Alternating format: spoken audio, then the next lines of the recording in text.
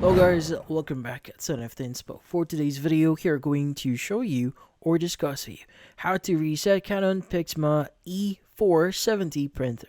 So if you're interested, let's get started. So you might be wondering how to exactly reset your Canon PIXMA E470 printer here. Well, in this case, this one is going to be pretty easy.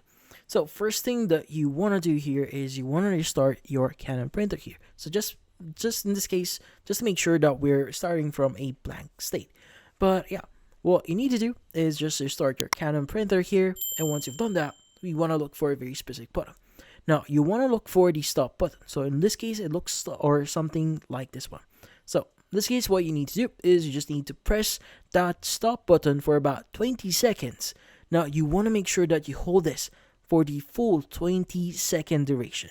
Now, once the full 20-second duration is up, this will actually reset your Canon printer, and you should be good. And that's about it.